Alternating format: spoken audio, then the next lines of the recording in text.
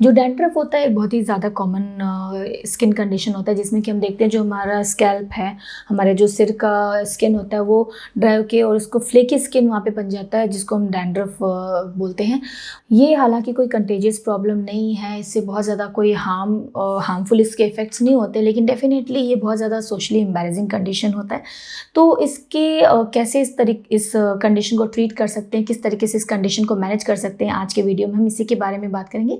लेकिन आगे बढ़ने से पहले एक छोटा सा रिमाइंडर कि जल्दी से जल्दी हमारा चैनल सब्सक्राइब कर लीजिए ताकि आपका कोई भी अपडेट मिस ना हो। तो अगर इसके लक्षणों के बारे में हम सबसे पहले बात करें तो जो डैंड्रफ होता है उसमें जो हमारा स्कैल्प होता है उसमें बहुत ज़्यादा खुजली होती है, इचनेस होती है हमारे सिर में।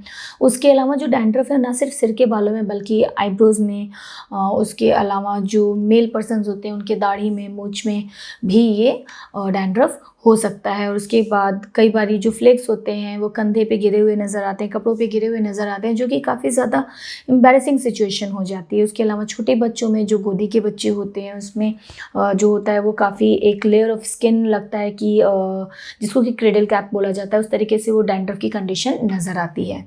और ये जो कंडीशन होती है ड्राई और ठंडे वेदर में ज़्यादा प्रोन हो जाती है। अब अगर बात करते हैं कि अगर हम समझें कि आखिर क्यों होता है, तो कई बार हमारा जो स्किन है सिर का किसी कारण से इरिटेटेड है, या फिर ऑयली स्किन है, बहुत ज़्यादा ड्राई स्किन है, उसकी वजह से हो सकता है, या फिर किसी स्पेसिफिक प्रोडक्ट के टूवर्ड्स सेंसिटिविटी हो गई है, डर्मेटाइटिस जैसी कंडीशन हो गई है, तो भी डैंड्रफ की समस्या हो सकती है। उसके अलावा कुछ एक और मेडिकल कंडीशंस होते हैं, सोरियासिस है, एक्जिमा है, यहाँ तक कि पार्किंसंस डिजीज़ में भी डैंड्रफ की कंडीशन हो जाती है। तो ये सारी मेडिकल कंडीशन भी हैं जिसमें कि डैंड्रफ की समस्या हो सकती है।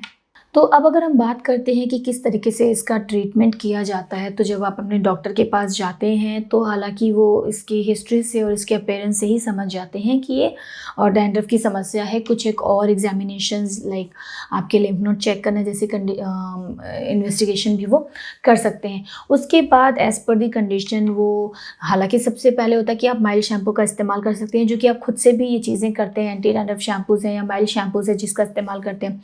अगर इससे बेनिफिट नहीं होता तो कई सारे मेडिकेटेड शैम्पूज़ भी होते हैं जिसके लिए आपके डॉक्टर बोल सकते हैं। मेडिकेटेड शैम्पूज़ भी एक्चुअली कई तरीके के आते हैं, बहुत सारे फॉर्मूलाज के साथ आते हैं, कुछ एक स्पेसिफिकली फंगल ग्रोथ को रोकने के लिए आते हैं। तो एज़ पर दी अपीयरेंस और जो आपके सिम्टम्स हैं, जिस तरीके के कंडीशन है, उसी के हिसाब से आपके डॉक्टर आपको जिस तरीके का शैम्पू या फिर दवाई प्रोवाइड करनी है वो देते हैं। साथ ही साथ ये स्ट्रेस की कंडीशन में कई बार बहुत ज़्यादा प्रोवोक हो जाता है डैंड्रफ की कंडीशन। तो कोशिश करें कि स्ट्रेस को कैसे कोप अप किया जाए, क्योंकि स्ट्रेस ना सिर्फ डैंड्रफ के लिए बाकी किसी भी हेल्थ इश्यू के लिए एक कारण हो सकता है। अपने डाइट को अच्छा रखें, बैलेंस डाइट लें, न्यूट्रिशनल डाइट लें, पानी का इस्तेमाल अच्छा करें ताकि आपका पूरा शरीर अच्छे से हाइड्रेटेड हो, उसका बहुत ज़्यादा इंपॉर्टेंस होता है, तो इस चीज़ को भी ध्यान में रखें।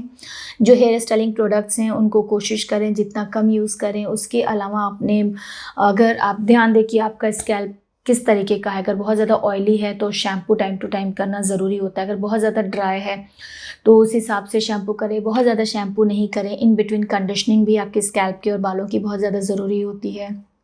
एक हेयर केयर रेजिमा फॉलो कर सकते हैं। उसके अलावा सन एक्सपोजर से बचना चाहिए, बालों को कवर करके निकले जब भी आप सन में जा रहे हैं।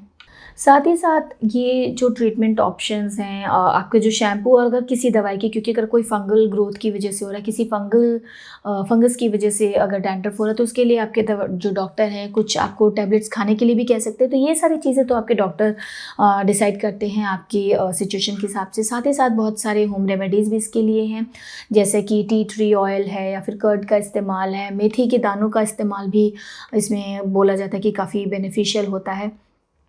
तो ये सारी जो चीज़ें होती हैं, नीम का जूस भी आप बालों में लगा सकते हैं।